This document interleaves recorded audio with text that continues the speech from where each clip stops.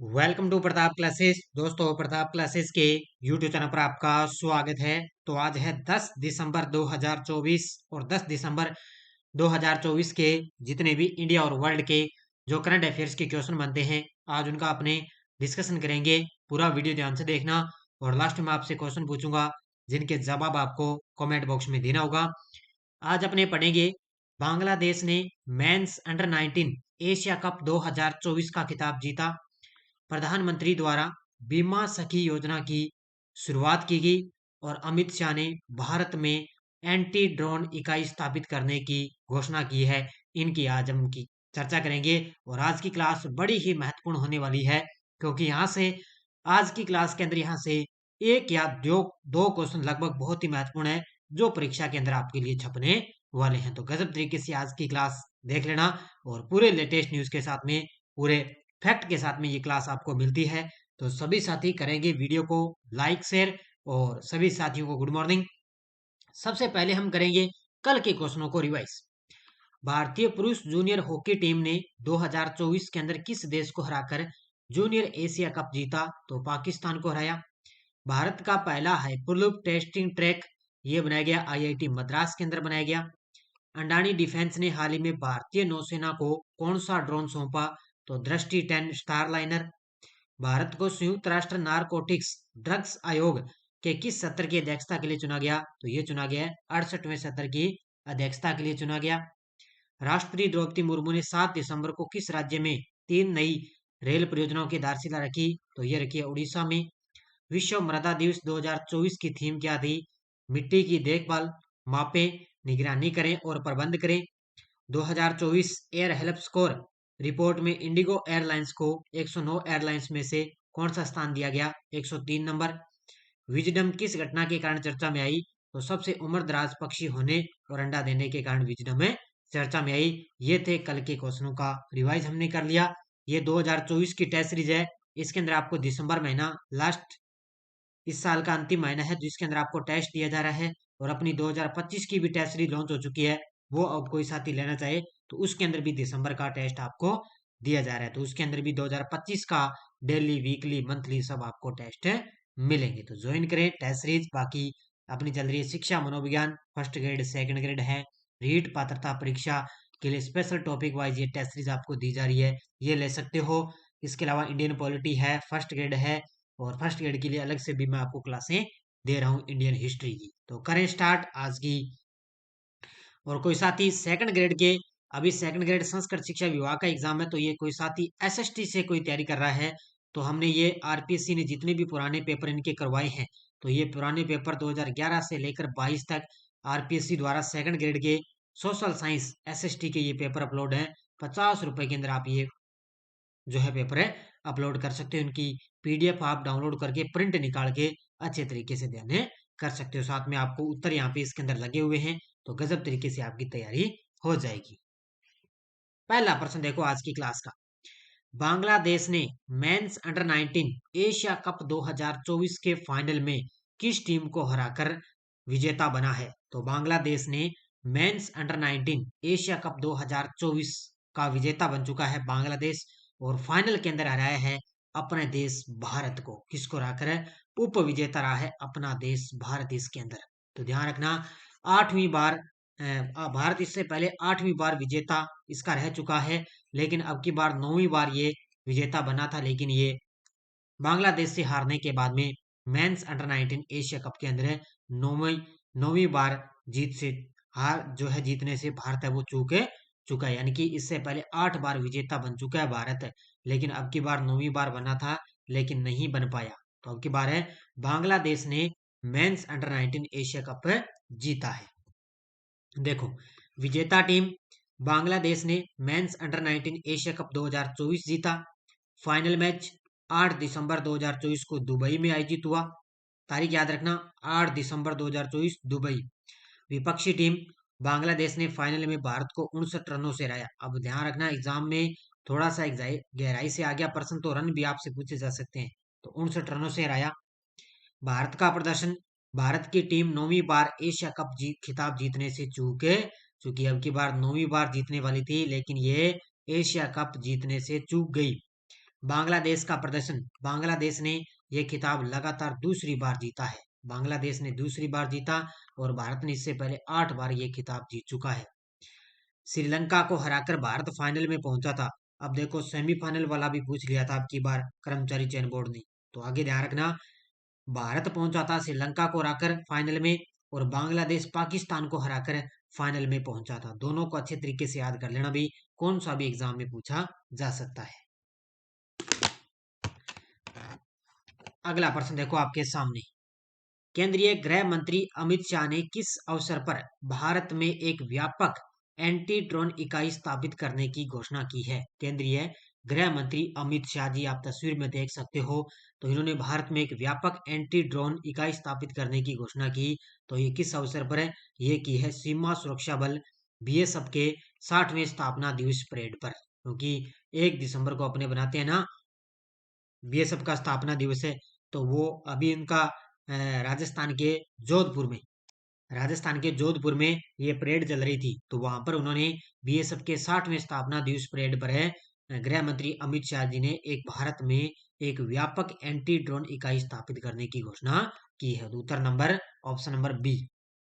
घोषणा, केंद्रीय गृह मंत्री और सहकारिता मंत्री भी हैं अमित शाह जी ने भारत में ड्रोन खतरों से निपटने के लिए एक व्यापक एंटी ड्रोन इकाई स्थापित करने की घोषणा की है। भारत में ड्रोन खतरों से निपटने के लिए, यानी कि जितने भी ड्रोन वगैरह अपने देखते हैं ना, कई बार इधर पाकिस्तान की तरफ से अपने ड्रोन वगैरह आते रहते हैं, उनसे क्या निपटने के लिए एक व्यापक एंटी ड्रोन इकाई स्थापित कर दी। यह घोषणा राजस्थान के जोधपुर में सीमा सुरक्षा बल बीएसएफ के 60वें स्थापना दिवस परेड पर की गई थी। और वर्तमान में बीएसएफ के महानिदेशक कौन है? दलजीत सिंह चौधरी। कौन है? याद रखना, दलजीत सिंह चौधरी। ड्रोन चुनौतियां, अमित शाह ने सीमाओं पर बढ़ती ड्रोन गतिविधियों और खतरों पर विशेष रूप से ध्यान केंद्रित किया गया। कि जो इधर जोधपुर की तरफ से पाकिस्तान के पास में बॉर्डर लगती है, तो वहां पर उनको विशेष तौर पे ध्यान पे रखते हुए ये ड्रोन स्थापित किया। एंट्री ड्रोन तकनीक, सरकार ने सुरक्षा बलों और अनुसंधान विभागों के साथ मिलकर लेजर सुसज्जित एंटी ड्रोन गगन माउंट सिस्टम विकसित किया है। अब देखो कितना गजब का नाम है, कौन सा एंट्री ड्रोन है? गगन माउंट सिस्टम, ये विकसित किया है। इस तकनीक ने ड्रोन रोकने की सफलता दर में उल्लेखनीय सुधार किया है। ये इस प्रकार का ड्रोन है गगन माउंट सिस्टम, ये विकसित किया है। प्रधानमंत्री मोदी द्वारा 9 दिसंबर 2024 को बीमा सखी योजना किस शहर में लॉन्च की है? लगा लो भाई स्टार, क्या बात है। मोदी जी के द्वारा एक योजना स्टार्ट की गई है जिसका नाम है बीमा सखी, और ये है महिलाओं के लिए योजना, है। और इसका जो संचालन है वो करेगा एलआईसी, यानी कि भारतीय जीवन बीमा निगम। एलआईसी नाम सुना होगा ना, जो बीमा कंपनी है। तो वो बीमा सखी योजना किस शहर में लॉन्च की? तो हरियाणा के पानीपत शहर में। कहां पर है? हरियाणा के अंदर है ये पानीपत शहर। इसकी शुरुआत कल 9 दिसंबर 2024 को बीमा सखी योजना की शुरुआत की गई थी, याद रखना इसको। स्थान व कार्यक्रम, योजना का शुभारंभ पानीपत के सेक्टर 13 से 17 के दशहरा ग्राउंड में इसका शुभारंभ किया गया। उद्घाटन करता है प्रधानमंत्री मोदी द्वारा। उद्देश्य ये है महिलाओं को आत्मनिर्भर बनाना, उन्हें वित्तीय जागरूकता एवं सशक्तिकरण माध्यम से रोजगार के अवसर प्रदान करना है। महिलाओं को आत्मनिर्भर बनाना, वित्तीय जागरूकता और उनको सशक्तिकरण के माध्यम से उनके लिए रोजगार अवसर देना। इसके अलावा इस योजना का संचालन बीमा सखी योजना भारतीय जीवन बीमा निगम एलआईसी के तहत चलाई जाएगी। याद रखना, कौन करेगा इसका संचालन? एलआईसी। इसमें बीमा सखी योजना के तहत 35,000 महिलाओं को जोड़ने का लक्ष्य रखा है। एक बार 35 महिलाओं को यहाँ पर इस योजना से जोड़ा जाएगा। पहले साल 7,000 रुपए प्रति माह का स्टाइपेंड मिलेगा और दूसरे साल 6,000 रुपए का प्रति माह का स्टाइपेंड मिलेगा। ये किस्त याद रखना, पहले साल 7,000 रुपए प्रति माह है और दूसरे साल है 6,000 रुपए प्रति माह मिलेगी। ये आपको गजब तरीके से याद रखना, कई बार ये पूछ लेता है आपसे। इलेक्ट्रॉनिक्स और सूचना प्रौद्योगिकी राज्य मंत्री जितिन प्रसाद ने India internet governance forum IIGF का शुभारंभ किस शहर में किया? तो इलेक्ट्रॉनिक्स और सूचना प्रौद्योगिकी राज्य मंत्री है जितिन प्रसाद ने इंडिया इंटरनेट गवर्नेंस फोरम का शुभारंभ किया है नई दिल्ली के अंदर। Option number B. ये देखो तस्वीर में, नई दिल्ली के अंदर इन्होंने इंडिया इंटरनेट गवर्नेंस फोरम का शुभारंभ किया है। किसने? जितिन प्रसाद जी ने। देखो, इलेक्ट्रॉनिक और सूचना प्रौद्योगिकी राज्य मंत्री जितिन प्रसाद ने 9 दिसंबर को नई दिल्ली में इंडिया इंटरनेट गवर्नेंस फोरम के चौथे संस्करण की शुरुआत की। ये कार्यक्रम 2 दिनों तक चलेगा, यानी कि कल से इसकी शुरुआत हुई थी 9 दिसंबर से, और आज 10 दिसंबर है, तो 9 और 10 यानी कि आज और कल 2 दिसंबर तक ये इसका आयोजन चलेगा, 2 दिन चलेगा। इसकी थीम रखी गई है innovating internet governance for India. क्या है? Innovative internet governance of for India, ये थीम है। और इसको संयुक्त राष्ट्र इंटरनेट गवर्नेंस फोरम के तर्ज पर इसको शुरू किया गया। भाई हमें लगता नहीं है ये क्या प्रश्न है, क्या कुछ आएगा, लेकिन इसी प्रकार के प्रश्न आपको आजकल देखने को मिलते हैं। भारत ने विदेशी प्रत्यक्ष निवेश एफडीआई के क्षेत्र में किस महत्वपूर्ण उपलब्धि को हासिल किया है? भारत ने विदेशी प्रत्यक्ष निवेश एफडीआई के क्षेत्र में किस महत्वपूर्ण उपलब्धि को हासिल किया? ये प्रश्न है आर्थिक समीक्षा से संबंधित, तो ये उसका उत्तर हो जाएगा ऑप्शन नंबर बी। भारत में एफडीआई प्रवाह $1 ट्रिलियन को पार कर चुका है। उत्तर नंबर बी क्या हो जाएगा? भारत है वो एफडीआई जो प्रवाह है वो $1 ट्रिलियन को पार कर चुका है, तो इसने एक महत्वपूर्ण उपलब्धि हासिल की। महत्वपूर्ण उपलब्धि, अप्रैल 2000 से सितंबर 2024 के बीच भारत ने एफडीआई जो प्रवाह है वो $1 ट्रिलियन को पार कर चुका है, यानी कि 1033.4 बिलियन डॉलर के आंकड़ा का ये आंकड़ा है जिसको पार कर लिया। भारत में एफडीआई प्रवाह का 25% मॉरिशस के माध्यम से आया, और इसके बाद सिंगापुर से 24% और अमेरिका से 10% का स्थान आता है। यानी कि जो जितने भी ये विदेशी निवेश होता है ना, प्रत्यक्ष निवेश होता है अलग अलग देशों से, तो सबसे ज्यादा कहाँ से आया? 25% मॉरिशस के माध्यम से आया, 24% सिंगापुर से, और 10% आया है अमेरिका से। तो ये भारत में एफडीआई जो प्रवाह है वो $1 ट्रिलियन को आंकड़ा का पार कर चुका है।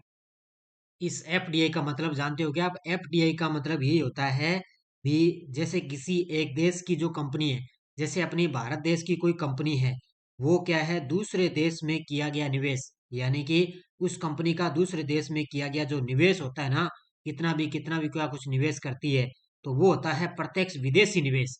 जैसे अभी मॉरिशस की जो कंपनी है उसने भारत की कंपनियों को निवेश किया है, तो इससे सबसे ज्यादा 25% निवेश हुआ है। तो इसका अर्थ ये ध्यान में रख लेना थोड़ा। पूर्व असम क्रिकेटर देवजीत सेकिया को हाल ही में किस पद पर नियुक्त किया गया है? पूर्व असम क्रिकेटर है ये, पूर्व असम क्रिकेटर हैं देवजीत सेकिया। ये देखो तस्वीर में देवजीत सेकिया, इनको हाल ही में किस पद पर नियुक्त किया गया? तो ये बीसीसीआई के कार्यवाहक सचिव बने हैं। कौन बने हैं ये? बीसीसीआई के कार्यवाहक सचिव बने असम क्रिकेटर देवजीत सेकिया को हाल ही में बीसीसीआई के कार्यवाहक सचिव पद पर नियुक्त किया गया। और आज मैं पूरी कोशिश करूंगा कि शाम तक आपको वर्तमान में कौन क्या की क्लास दूंगा, क्योंकि बड़े गजब की कई नई नियुक्ति हुई है, इसलिए आपको साथ साथ में कौन क्या भी आपको ताजा क्लास मिलेगी शाम को।